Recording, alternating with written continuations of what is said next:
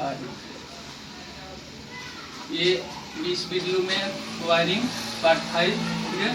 तो मैंने कल बताया था वायरिंग सिस्टम, ठीक है। उसमें मैंने बताया था कि 2 प्रणाली होते हैं, डिस्ट्रीब्यूशन प्रणाली और ग्रिड प्रणाली, ठीक है।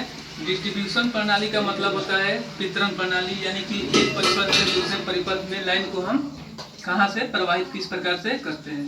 और दूसरा होता है ट्री सिस्टम, यानी कि वृक्ष प्रणाली। इसमें क्या होता है कि एक ब्रांच से अलग अलग शाखाओं में किस प्रकार से लाइन को प्रवाहित किया जाता है और उसमें क्या क्या संयोजित किया गया है स्विच के रूप में। तो मैंने पहला बताया हूँ, ये जो फिगर दर्शाया गया है ये हमारा डिस्ट्रीब्यूशन प्रणाली का फिगर है। इसमें क्या है, हमारा 3 लाइन है, 1 2 3, यानी कि फेज और न्यूट्रल 2-3 सर्किट लेकर के एक सर्किट बनाया गया है 3 तार के द्वारा। उसमें से यहाँ पर जो हमारा लगा हुआ है ये न्यूट्रल लिंक के लिए है, तो यहाँ से हम न्यूट्रल लिखा हुआ है, जो न्यूट्रल को तीनों को एक साथ में संयोजित किए हैं, जो न्यूट्रल लिंक के साथ संयोजित किया गया है। और यहाँ से लाइन 1, लाइन 2 और लाइन 3 को 3 फ्यूज के द्वारा अलग अलग परिपथ में संयोजित किया गया है, ठीक है। इसको हम सर्किट फ्यूज के नाम से भी जानते हैं। यहाँ से जब आगे बढ़ेंगे तो एक हमारा यहाँ से न्यूट्रल तार जो होता है, ये न्यूट्रल लिंक जो होता है, न्यूट्रल लिंक से जो सप्लाई निकलता है, न्यूट्रल का मतलब है एक अर्थ लाइन, ठीक है। वहाँ से हम अर्थ टर्मिनल भी उसको कर सकते हैं। तो यहाँ से अर्थ टर्मिनल जो होता है हमारे परिपथ में क्या होता है, अर्थिंग टर्मिनल न्यूट्रल को कमजोर होने के कारण अर्थिंग पॉइंट अलग से दिया जाता है, या बॉडी में कोई सप्लाई आता है उस सप्लाई से उसको सुरक्षित रखने के लिए अर्थिंग पॉइंट दिया जाता है, ठीक है।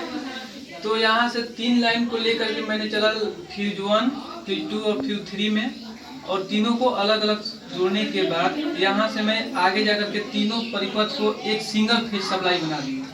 यहाँ से सिंगल फेज यानी 3 सप्लाई को, तीनों फेज को एक साथ संयोजित करके एक सिंगल फेज सप्लाई बनाया गया, जो अगले परिपथ यहाँ से ये एक डिस्ट्रीब्यूशन प्रणाली का एक ब्रांच हो गया हमारा, और यहाँ से दूसरा ब्रांच चालू होता है जिसमें हम एक यहाँ पर न्यूट्रल लिंक और एक फ्यूज के द्वारा एक फेज तार को, ये हमारा फेज वायर हुआ और ये हमारा न्यूट्रल वायर हुआ जो यहाँ से आया हुआ है, ये तीनों एक साथ में कनेक्ट होते हैं।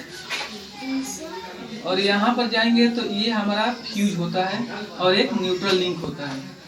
न्यूट्रल लिंक्स में न्यूट्रल को संयोजित किया गया है और फेज को फ्यूज के साथ संयोजित किया गया। एक यहाँ पर बॉक्स बना हुआ है, इस बॉक्स के अंदर एक न्यूट्रल लिंक लगा हुआ है और एक फ्यूज लगा हुआ है। आगे जाने के बाद दोनों परिपथ में एक एसपी स्विच लगा हुआ है। एसपी स्विच क्या होता है, इसका पूरा नाम होता है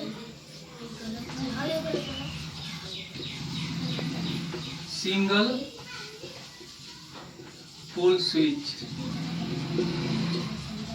एसपी स्विच का होता है पूरा नाम सिंगल पोल स्विच, ठीक है। और दूसरा हमारा क्या है, एक न्यूट्रल लिंक लगा हुआ है, तो न्यूट्रल लिंक को न्यूट्रल लिंक के ही नाम से जानते हैं। और ये जब ये बॉक्स बनता है, ये पूरा बॉक्स तैयार हो जाता है, यहाँ पर दोनों फ्यूज को एक साथ कनेक्ट किया गया है। यानी एक साथ कनेक्ट करने का मतलब हुआ कि जब इसको बंद करेंगे तो दोनों स्विच एक बार में ऑफ होगा और एक ही बार में ऑन होगा। और ये दोनों फ्यूज, न्यूट्रल लिंक और फ्यूज को एक साथ में हम जब एक बॉक्स के अंदर रखते हैं तो इस बॉक्स को हम मेन स्विच के नाम से जानते हैं, मेन स्विच, ठीक है। या इसको आईसीडीपी के नाम से भी जाना जाता है, आईसीडीपी। आईसीडीपी ये शॉर्टकट नाम हो, इसका पूरा नाम होता है iron clad double pole switch, ठीक है। Iron clad double pole switch, ये अगर इसको हम सिंगल फेज बनाए हैं तो यहाँ पर आईसीडीपी स्विच मेन स्विच लगेगा। अगर ये 3 फेज में रहता तो यहाँ पर क्या लगता, आईसीटीपी, यानी 3 फेज सप्लाई के लिए हम आईसीटीपी स्विच का प्रयोग करते हैं, जिसका पूरा नाम होता है आयरन क्लेड 3 पोल स्विच, ठीक है। आयरन क्लेड 3 पोल स्विच, यानी कि जब डीपीआईसी रहेगा तो उसमें 2 स्विच लगे होंगे और 3 TPIC होगा तो उसमें 3 स्विच लगे होंगे। लेकिन यहाँ पर क्या होगा कि ये फ्यूज की संख्या जो होगी अलग अलग बढ़ जाएंगे।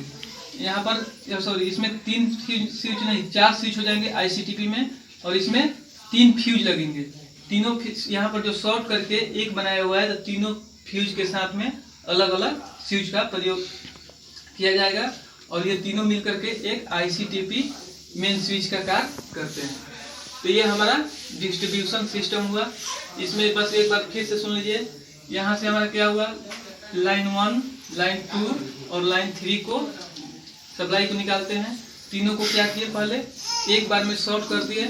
शॉर्ट करने के बाद हमारा यहाँ से एक ब्रांच बन करके फेज निकलता है, और यहाँ से न्यूट्रल लिंक को एक साथ में शॉर्ट करके यहाँ से हम न्यूट्रल लाइन को एक न्यूट्रल द्वारा एक फेज बना करके मेन सप्लाई के रूप में निकालते हैं। तो ये हमारा डिस्ट्रीब्यूशन सिस्टम यानी वितरण प्रणाली के रूप में जाना जाता है। इस वीडियो में इतना ही। अगर इसमें कहीं पर दिक्कत हो तो मेरे पर्सनल व्हाट्सएप पर आप इसका क्वेश्चन भेज सकते हैं।